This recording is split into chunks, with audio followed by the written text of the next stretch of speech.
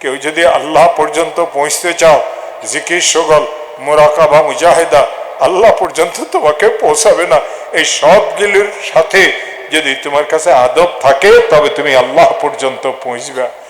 মান ওয়াসালা ওয়াসালা বিল্লাদাবি ওয়া মান হারুমা হারুমা বিতারকিল আদাবি। আজ পর্যন্ত যত লোক মাহরুম হয়েছে, বঞ্চিত হয়েছে, কেবল এই আদবের থেকে দূরে থাকার কারণে, আদব ছাড়ার কারণে বঞ্চিত হয়েছে। সাহাবি হয়েছেন রসুলের আদব করার কারণে। সাহাবিদের অনেক ভাইয়েরা ছিলেন, তারা রসুলকে আদব করেন নাই, মুসলমান হন নাই।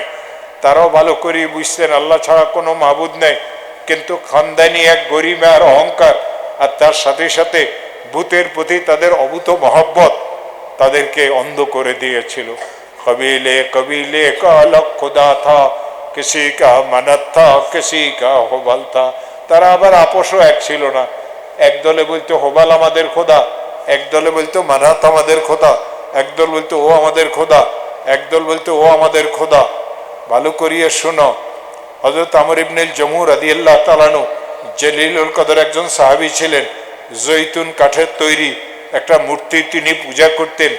যখন ইসলাম দুনিয়াতে আসিয়ে গেল, তো একদিন ভালো করিয়ে জমজমের পানি দিয়ে নিজের ভুট্টাকে গোসল করাইলেন, আতর খুশবু লাগাই দিলেন, আর ভুট্টাকে বুঝাইতেছে মোহাম্মদ মক্কাতুল মুকাররমাতে আসিয়ে গেছে, আমাদের সব দেব দেবীদের তুই সে শত্রু, আর ইদানিং আমার একটা ছেলেও তার কাছে আসা যাওয়া করে, তো হইতে পারে তোর কোনো ক্ষতি করিয়ে দিবে, তুই কিন্তু খুব সাবধানে থাকবি, সব সময় খোদাটাকে সাথে সাথে রাখেন। বেশ কিছুদিন এভাবে কাটছে। গভীর রাত্রিতে আমর ইবনে জমু উঠছেন, তার খোদারে ইবাদত করবেন, খোদাকে তালাশ করিয়ে পান না, পুরা ঘর তছনছ করিয়ে ফেলা হইলো, খোদাকে পাওয়া যায় না। আবদুল্লাহকে ডাকি বলেন, আবদুল্লাহ তুই মোহাম্মদ ইবনে আবদুল্লাহর কাছে আসা যাওয়া করস, আমার মনে হয় তুই আমার দেবতার সাথে এই ব্যবহার করেছ। হযরত আবদুল্লাহ বললেন, বাবা আমি আপনারই সন্তান, আপনার দেবতার সাথে খারাপ কিছু করার মন মানসিকতা আমার নাই, আল্লাহ রসুল আমাদেরকে এই শিক্ষা দেন নাই। আসতেছেন, নিয়ে আসেন, আমার বয়ান শেষ হলে উনি বয়ান করবেন। দেরিতে কেন আসছে কি বলো? আইয়ে তশরিফ লাইয়ে। আচ্ছা, এখন আসতে বসা বসা, কেউ উঠবে না, কথা বলবে না। তো ঘরের পুরাতন কাপড় চোপড় ময়লা আবর্জনার নিচে যায়, ভূতকে পাওয়া গেছে, বাইর করছে, জমজম দিয়ে গোসল করাইছে, আর খুব ভালো করেই বলেছে তুই সাবধানে থাকবি। আমার ছেলে আবদুল্লাহ তো দুশ্মন। কিছুদিন পরে আবার ভূত হারাই গেছে, তালাশ করতে করতে বেহুশ হয়ে গেছে, দেখলো পাহাড়ের পিছনে মরা একটা কুত্তার পায়ের সাথে আমর ইবনে জবুর খোদাকে রশি দিয়ে কেউ বাঁধিয়ে ফালাই রেখেছে, উদ্ধার করিয়ে আনছে। লম্বা কথা। আইয়ে চেয়ার দিতে হবে, এখানে কিতাব সরাও, ওই চেয়ারটা দাও, ওই চেয়ার দাও, আর কিতাব সরাও। শুনিয়ে ফেলো, আমরা দেরি কেন করছি এটা শুনিয়ে ফেলো। আর 2 মিনিট বলো। হযরত আসিয়ে গেছেন, এখন বলা সুন্দর হবে না, তারপরেও বলতে হবে, কারণ অনেকে কয়েক দেরি কেন করলো। আরে তুই সেই রাস্তাতে গেলে তুই তো সেখানে পড়ে যেতি। আমার পা দেখ কিরকম ফুলছে। 7 ঘন্টা আমি গাড়িতে ছিলাম, তুমি তো এখানে ফ্যানের নিচে ছিলা। এরপরে আমর ইবনে জমু একদিন রাত্রে তার খোদাকে আর পায় না, তো দেখলো শেষ পর্যন্ত পাহাড়ের পিছনে মরা কুত্তার সাথে তার খোদার পা বাঁধিয়ে রাখছে। হযরত আমর ইবনে জমু চিন্তা করলেন, রাত্রে আজকে পলাই যাবেন, ফ্যান দাও, রাত্রে আজকে পলাই যাবেন খোদার হেফাজতের জন্য। পলাই গেলেন বাইরে, মরুভূমির রাস্তা ধরে বহুত দূরে চলে গেলেন অন্ধকার রাত্রে। সেখানে খোদাটাকে একটা খেজুর গাছের নিচে বসাইলেন। বুড়া মানুষ পেশাব ধরছে, দূরে গিয়ে পেশাব করতে বসছেন, আর পিছনের দিকে বারবার দেখেন খোদার কেউ ক্ষতি করে কিনা। কিছুক্ষণ পরে দেখলেন মরুদ্যানের একটা বড় কুত্তা বাইরে আসলো, পাটা উঠে খোদার মুখে পেশাব করতেছে। চিৎকার করিয়ে আসলেন, মূর্তিটাকে এক আছাড়ে ভাঙিয়ে দিলেন, আর বললেন, আল্লাহর কসম তুই যদি খোদা হইতি কোনোদিন কুত্তা তোর মুখে পেশাব করতো না। মক্কাতে না হয় তোর শত্রু ছিল, আমার ঘরে তোর শত্রু ছিল, এখানে তোর কে শত্রু ছিল? তো তারাপাশাতে হযরত মৌলানা রহমতুল্লাহ সাহেব রহমতুল্লাহ কবর জিয়ারত করছেন। আমরা রওনা হয়েছি। এরপরের থেকে কিশোরগঞ্জ শহরের ভিড় ভিড় খাইতে খাইতে গাড়ির পিছনে যে মৌলবী ছিল হেও জিজ্ঞাসা করছে, হুজুর আমি মাগরিবের নামাজ 2 রাকাত পড়লে হবে কিনা? হে 6 বার বমি করছে গাড়ির ভিতরে। তা আল্লাহ আমাদেরকে নিয়ে আসছেন। আবার একবারে কাছে আসার পরে, সানার পরের একটু পরে আসি জামে পড়ছি, 27 মিনিট জামে ছিলাম এখানে তোমাদের কাছে। তা আল্লাহ নিয়ে আসছেন। এই জন্য আমি পড়ছি লাইন শাকারতুম লাযীদান্নাকুম, এই নেয়ামতের শুকর গুজারি করো। হযরত কেন দেরিতে আসছেন এটারও তো অনেক কথা আছে, কয়টা আমি তোমাদেরকে বুঝাবো। লাইন শাকারতুম লাযীদান্নাকুম, তোমরা যদি শুকর গুজারি করো, তিনি আসছেন, এর থেকে বড় নেয়ামত নাই। যাদের ভাগ্যে আছে তারা শুনবে, যাদের ভাগ্যে নাই তারা চলেই গেছে। মাহফিলে গিয়ে 12টা পর্যন্ত থাকে না, বক্তা তক্তা মার্কা হুজুরদের ওয়াজ শোনার জন্য। যখন শুনছে দারুল উলুম দেওবন্দের শেখুল হাদিস আসবেন, যিনি বুখারী পড়ান, পরশুদিন তিনি বুখারী দেওবন্দ মাদ্রাসাতে বুখারী শরীফের সবকের শেষ হাদিসের খতম করাইছে। তো তারা থাকতো, তাদের কষ্ট হইতো, এই জন্য তারা চলে গেছে। যাই পড়বে সে মতন পড়ো। আমাদের উপরে কেউ মনে কষ্ট আছে না? মনে কষ্ট আছে কারো? শুরু করো, খুব তাড়াতাড়ি পড়ো।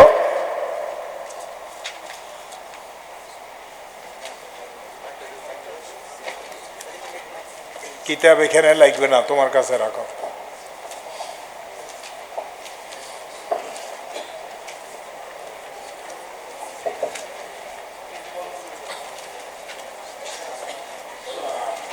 वो लाइट बंद कर दें, এই লাইটটা বন্ধ করে দিয়ে এটা শুরু করো তাড়াতাড়ি।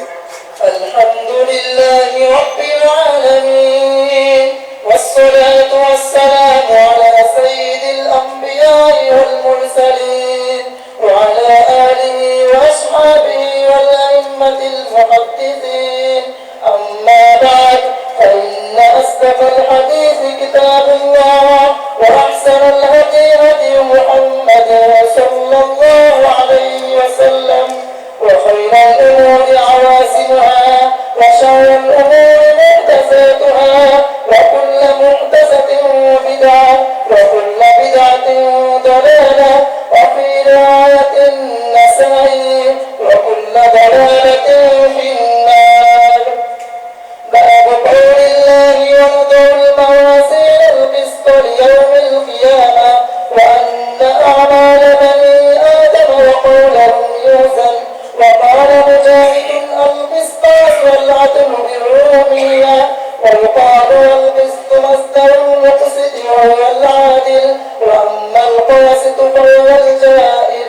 وبالسند المتصل من أستاذنا المكرم وشيخنا المبجل مولانا وأولانا أمين البال الطوري حفظكم الله وأقركم في الدارين.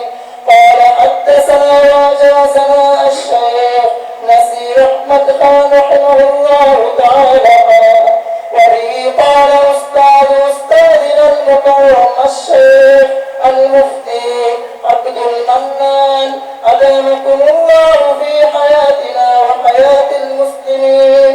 قال حدثنا مولانا عبد العزيز رحمه الله تعالى وبه قال أستاذنا المكرم الشيخ المفتي حماية الله القاسمي مدد الله العالي في حياتنا الآلي. حدثنا وجازنا الشيخ نسير أحمد خان رحمه الله تعالى وبه قال الشيخ المفتي شمس الضحى الأشرفي أحسنكم الله في الكونين.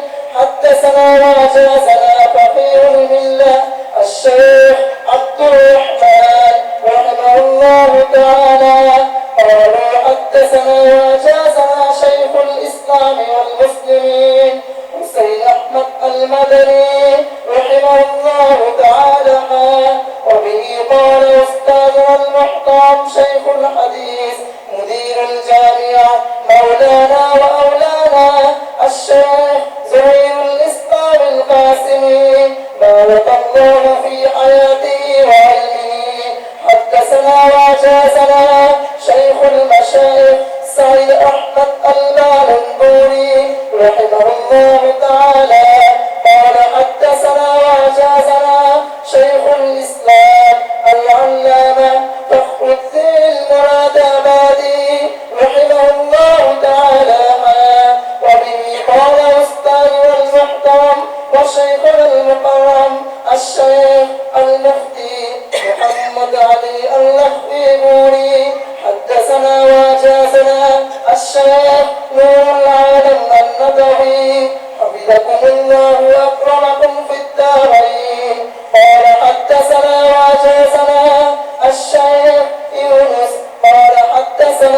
وجازنا شيخ الحديث زكريا قال حدثنا وجازنا الشيخ خليل أحمد سارنبوري قال حدثنا وجازنا الشيخ مذهب النانوتوري رحمه الله تعالى قالوا حدثنا وجازنا شيخ الهند محمود الحسن الداوندي أنه قال حدثنا وجازنا حجة الإسلام قاسم النانوتوري قال حدثنا وجازنا الشيخ عبد الغني المجددي قال حدثنا وجازنا الشيخ إسحاق الدهلوي قال حدثنا وجازنا الشيخ عبد العزيز الدهلوي قال حدثنا وجازنا الشيخ المسند الهند الشيخ أحمد بن عبد الرحيم المعروف بولي المحدث الدهلوي قال حدثنا وجازنا الشيخ أبو طاهر المدني قال حدثنا وجازنا الشيخ إبراهيم الكردي قال حدثنا وجازنا الشيخ أحمد القشاشي قال حدثنا وجازنا أحمد الشناوي قال حدثنا وجازنا الشيخ محمد الرملي قال حدثنا وجازنا الشيخ زين الدين الأنصاري قال حدثنا وجازنا الشيخ أحمد بن علي الحجر الأسقلاني قال حدثنا وجازنا الشيخ إبراهيم التنوخي قال حدثنا وجازنا الشيخ أبو العباس الحجاج قال حدثنا وجازنا الشيخ أبو علي الزبيدي قال حدثنا وجازنا الشيخ أبو الوقت السجزي قال حدثنا وجازنا الشيخ أبو الحسن الداوردي قال حدثنا وجازنا الشيخ أبو محمد السكسي قال حدثنا وجازنا الشيخ أبو عبد الله الفربري قال حدثنا وجازنا الإمام الهمام الحافظ الحجة أمير المؤمنين في الحديث أبو عبد الله